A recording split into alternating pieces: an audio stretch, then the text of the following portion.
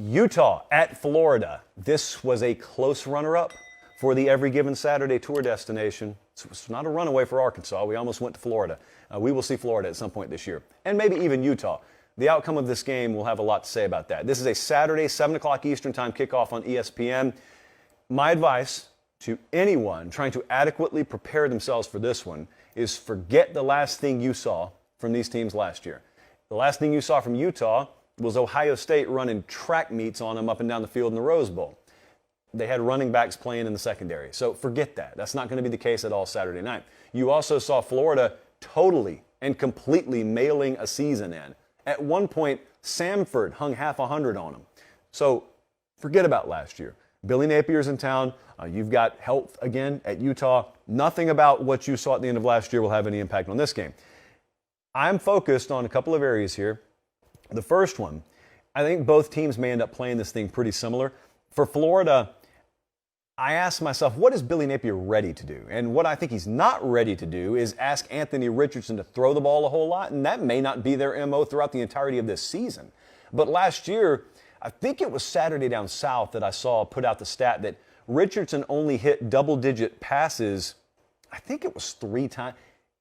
Don't quote me on the stat. I'm telling you he didn't throw the ball a whole lot last year, and I don't think that Billy Napier and his staff are coming in and saying, well, we'll fix that. You know, we're throwing it 40, 45 times a game to start the season. Does not put them in the best position to win. So you already know how Utah's probably going about things. I think that'll also be Florida's MO in this game. If I had to describe to you, having never watched Utah football before, what to expect here, I would say expect a much more talented version of what you saw Northwestern do to Nebraska. And that is just sit there and wait on you to hand them the game. They'll do what it takes not to lose the game. They'll be very physical with you. They will not back down an inch, but they know that you have them out-athleted at certain positions, but that's okay because they are tight and you are a much looser operation, and they're going to bank on their discipline and their four-quarter approach to sit there as you hand them the game. They got a little more talent than Northwestern, but they'll go with that same approach. It's worked for them. NC State plays a similar way. It's worked for them. There's no reason to deviate from that. So, very physical game. Very physical. I think a lot's going to be made, as it should, about the environment, about the swamp, about the weather. I mean, long-term models show a potential hurricane in the Gulf, so there's a lot going on here with this game. How does Utah flip that condition to their advantage? There's a question for you. I don't think a lot of you follow weather like I do. Let me hit you with a little knowledge. Did you know it's been hotter in Salt Lake City than Gainesville about the past 2 weeks? Please don't yell humidity at me. I understand how humidity levels work, guys. I'm just giving you a little factoid. You can take your dry heat or leave it. I'm just letting you know. It's been upper 90s. It's been approaching 100 in Salt Lake. So they haven't exactly been working out in Juneau, Alaska. They've also been pumping that fake humidity as opposed to the real humidity. Fake humidity in Salt Lake City in their indoor practice facility. You can't replicate Gainesville, Florida. I know that. You know that. Kyle Whittingham knows that, or if he doesn't right now, he will later this week. How do they flip all that to their advantage?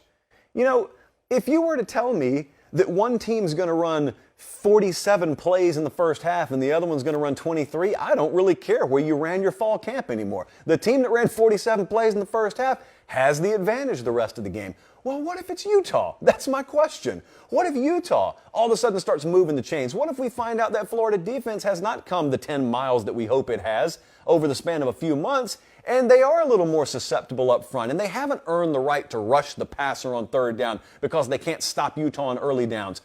What if you're actually watching this game, and in the fourth quarter, you're watching Florida cramp, and you're watching Florida kind of wilt under that late August, early September humidity because they've been on the field all night? What if that were to happen?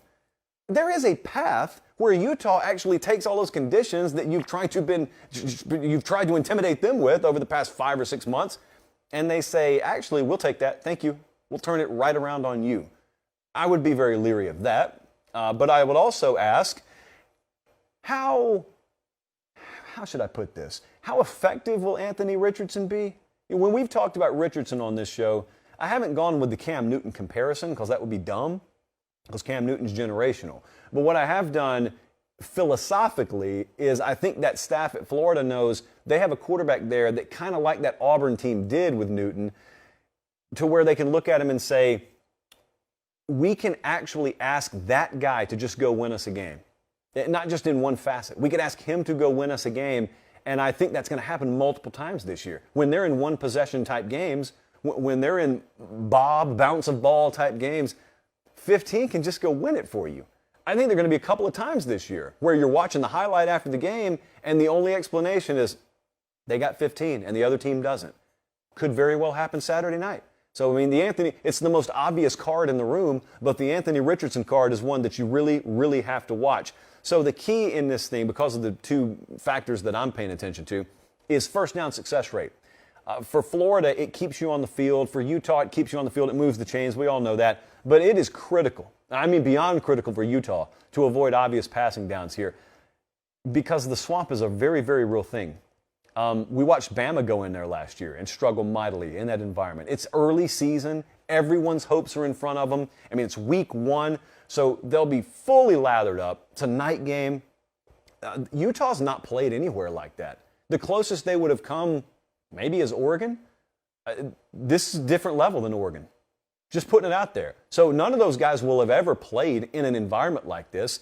And if you let it sink its teeth into you, it'll devour you. I hope that makes it into a hype video. That's one of the best sounding things I've ever said about Florida.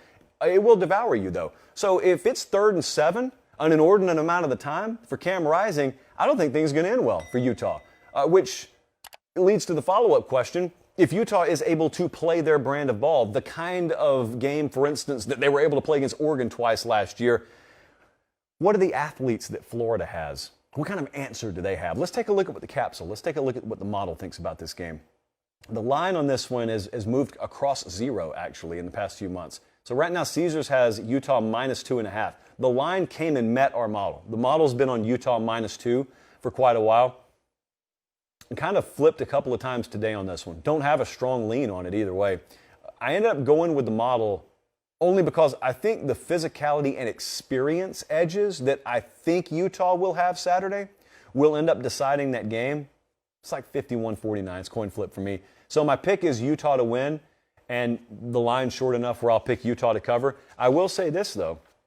If Florida pulls that game out, you cannot tip a big enough cap to Billy Napier and his staff for getting that done against that staff this early in their tenure. And the second thing is, it would be an extremely bad look for maybe the number 1 team in preseason in the Pac-12 to come in and play a team that's not expected to factor in the SEC Eastern Division race and not be able to get the job done. It's a huge opportunity. Utah and Oregon both have huge opportunities for the Pac-12 this Saturday. So keep an eye on that one. I'm sure everyone will. It's a night game.